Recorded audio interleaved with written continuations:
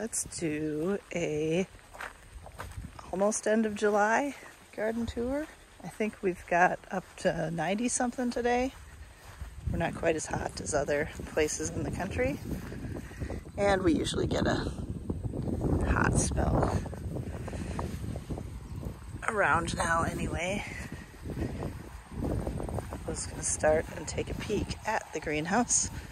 I don't have anything growing in there other than thistles, but I just wanted to see the temperature. 118 actually, not too bad considering. Ooh, I do want to show you this here. This was a birthday, Mother's Day present. I think it's an old, like, I want to say like lab table, but anyway, this is going to be like my potting bench, and then there'll be more shelves on the side. Holy cats, it's hot in here. Ooh, we are not staying in here. Anyway, so that got moved in here. And my husband started putting the corrugated tin on the side. We've got one side done, and he's working on the top windows. I think we're doing 2 fixed and 2, one on each side will be vented. So that will be nice. We've leveled this first row and some of the second row.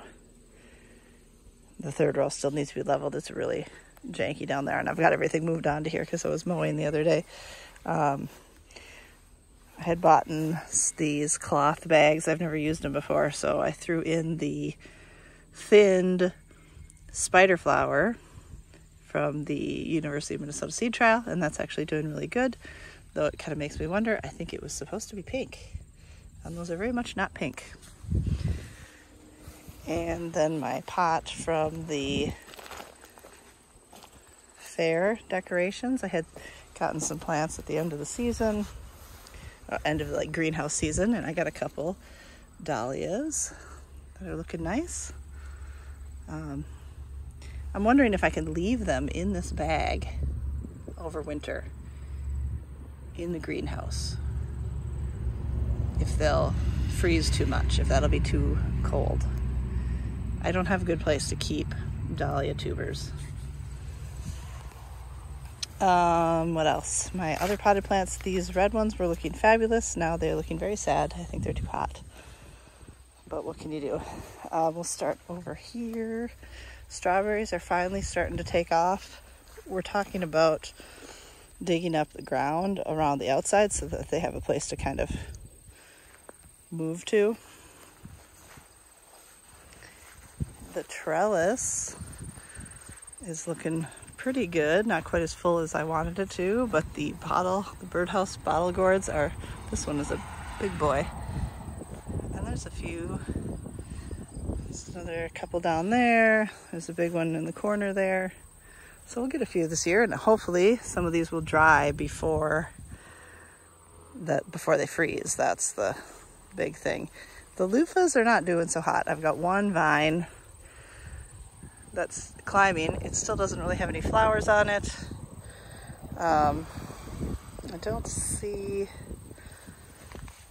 well, there's one here starting to climb, but I planted way more than this, but I did half started, probably too late, and then half direct sown, and they're just kind of piddly, so they probably aren't going to get too far.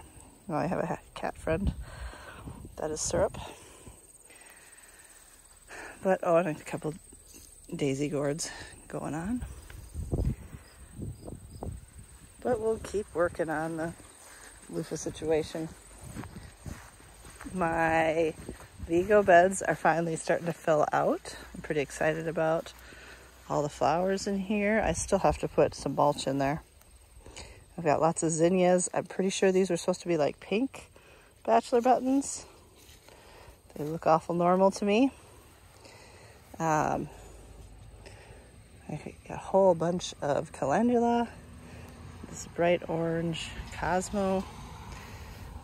there is some sweet peas down in there somewhere. Or maybe it's in the other one, I can't remember. There's the original spider flower. Some more zinnias, more cosmos, haven't bloomed yet. Zinnia, I kind of just threw everything in here. There was, under here, maybe it's on the other side. I can't remember. I'm loving all the colors of these. I had an extra Dusty Miller I threw in there. Hollyhocks, more zinnia. Oh, there it is, lupine. More cosmos, and then that. I can't remember what that is, but I can look over here because I have the label on this side.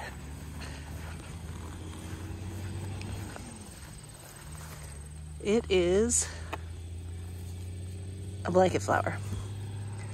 They're pretty much mirrored from side to side here. Look at how big this guy is. That one's huge.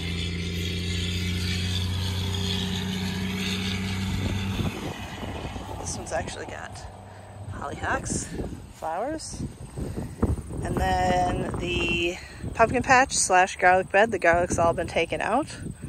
It's still very weedy, but pumpkins are starting to take over. Looks like I've got a garden spider. I see the web, I don't see the spider.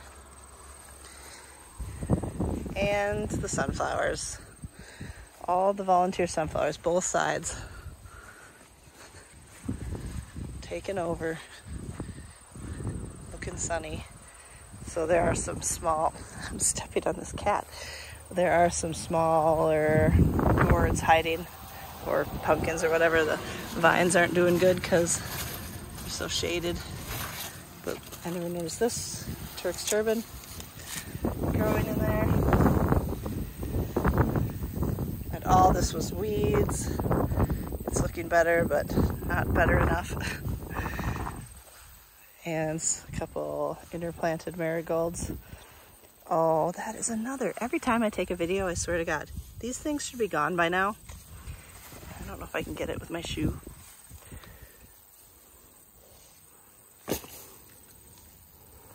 I don't know if I got it. That is a squash vine borer. They should be done, like their life cycle. There it went. But maybe everything's late this year, but I kind of was taking a break and like not paying attention to those things. Like, there's not a whole lot I can do about it at some point, but seriously, this is frustrating. The other hard part is they very much look like milkweed beetles, so it's hard to, I'm just carrying my shoe around now. Put it back on. Anyway, darn things, I hate those. Let's see, move on over here. I don't know what I'm gonna do with those yet. Got an interplanted nasturtium. Here's my carrots. Picked a few for the fair. They did pretty good. Second round of radishes are getting a little covered up by my carrots. My onions are starting to do good. I threw in more lettuce, but I don't see too much of it. I see a little coming up here. And this is the sorrel, which I'm pretty sure is a perennial. Here's my one remaining celery.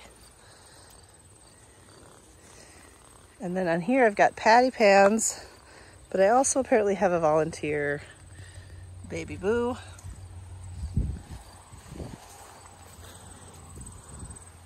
It's all the raspberries. They're getting a little shaded now, but I actually kind of think that's okay so they don't get totally fried because of these guys. My husband says this is shade in your greenhouse, which I'm 100% fine with at this point. It's 118 in there. It doesn't need to be full sun, but this guy, this is a golden raspberry, and it was prolific. And then there's one over there. That one's always been smaller, so hopefully next year that one will catch up. And in here, these are my very sad Swiss cheese Brussels sprouts. There's 4, but they get increasingly smaller. They also get shaded and closer to the sunflowers. And then the next row, wherever that starts, you can see where the weed is. That I should put little flags, but I go by the weed. That's where the hole is. One there. There should be at least 3. The first is cat, for real. This is the stage we're in.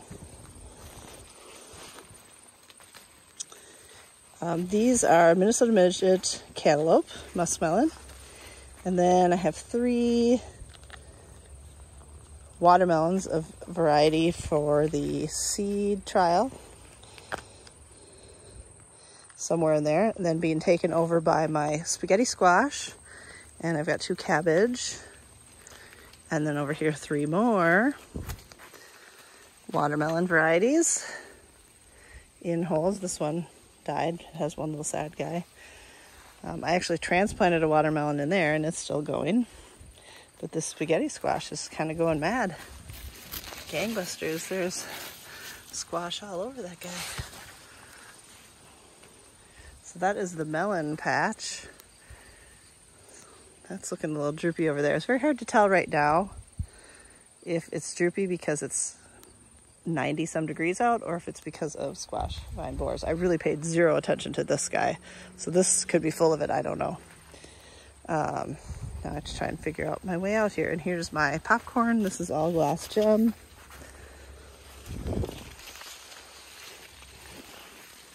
And then I'll go over here first. This is kind of a random mix of cat. Keep stepping on it. Yellow zucchini or gold zucchini, some sort of green zucchini. And this is supposed to be cocozelle. Nothing's come off of that yet. And there is dill in there somewhere, borage, some herbs. So rosemary, garlic and onion chives, thyme, oregano. I had snap peas on both sides here, but the amaranth took over. But I don't blame it. For real. And on this side, now this is the weird bed. I've got pole beans, which I have never done pole beans before. Are they supposed to look like bush beans? These are all turning out really flat. So these ones are all right over here. There are probably a couple varieties in here, but I mean, they're all pole beans. So I should look at my notes. And then my tomatoes are on the other side in the corner, and they're doing that thing. They're doing we might have been exposed to herbicide thing, which I just can't figure out. And I mean, when you look at these too, these are looking funky. But then again, these are absolutely fine. And there's tomatoes on them. Here's peppers are looking good. Other beans, which I started late. It's cosmos. I don't know. Is it herbicide damage? Is it not? So I've got some bush beans in here, peppers. This is a volunteer of what I'm assuming is a watermelon, random watermelon. And then this was a single volunteer pinto bean. So that's why she's looking a little sad, because it's drying out. Volunteer hollyhocks in the aisle, because that's how we roll. And then these were some cherry tomatoes I just started from seed right in the ground. So they're a little bit smaller than most everything else, though not a heck of a lot smaller than my San Marzanos. More bush beans and straw flowers, yeah. So this is the crazy bed of rudbeckia, and I think this is a single coneflower. This rudbeckia has been a mystery to me. I planted 4 individual plants 2 or 3 years ago, and they ended up being like this, giant bushes of little bitty flowers. These flowers aren't quite open yet. So I ripped out 3 of the 4. And so 2 years ago then, one, I think it was, no, maybe it was last year. Whatever, one of the years, a gorgeous single plant with big black-eyed Susans came up. Beautiful. But in this garden was also, the whole ground was covered with this stuff, which is rudbeckia. So all this was everywhere, but it never got any bigger than this. This year, the big one, she's gone, and all I have is this giant sea of what will be little yellow flowers. So, I mean, it'll look cool, but I was hoping for more coneflowers, coreopsis, butterfly weed, things like that. So I've been yanking out things and putting in other things. I've got some zinnias. There's some mums back there getting shaded out horribly. There's some hyssop back there. Like I said, the coreopsis, lavender. I put 2 more coneflowers in there that did not go very far. There is a bachelor button that has died out. Oh look, we got one. There's a delphinium back there. There was a bee balm that was looking sad, so I got another bee balm. There's Russian sage back there. The Shasta daisies, the goldenrod.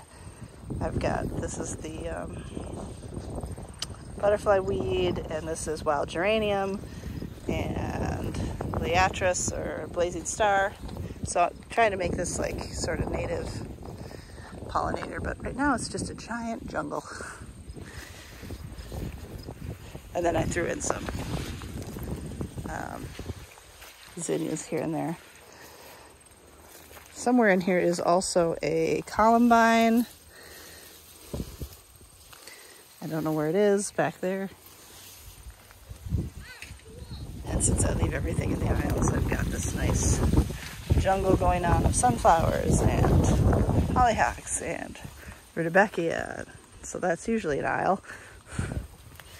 And then kick the cat one more time because he insists on being under my feet. Back here, more rudbeckia. Some volunteer marigolds, and then this is 2 rows of potatoes that need to be picked up soon. There's a giant, like red, really pretty sunflower, and then the cucumbers are on that trellis, which you can't see. Everything's just a sea of green right now. There's some volunteer tomatoes in there that are actually looking pretty good. And then I did put some bush beans in here, which aren't like spectacular, but I picked a pretty decent amount off of them. And then I'm going to back up. This is the row of volunteer sunflowers. All this volunteer sunflowers. I actually planted a row of sunflowers in the weed plastic, but these ones shaded it out so much I don't think any of those came up. So I had it all sorted, which ones I had in there, and this is just all from seeds that had dropped last year. These things are, I mean, this one has to be, I don't know, 11 feet tall. It's not like a, I don't think it's a mammoth. Those have big heads, but some of them are the multi-headed, like the little ones, sort of the weedy looking ones. Some of them are the red ones, which I really love. Some of them are kind of a multicolored, like this one. I don't know if this one's supposed to be red. Oh, I think so. You can kind of tell the red ones, the stems are red. The bugs are getting after them. But yeah, so we have a bit of a sunflower situation on our hands. And there's Mr. Syrup in the thick of everything. And now the children want me to drop them off at the swimming pool. So I think that is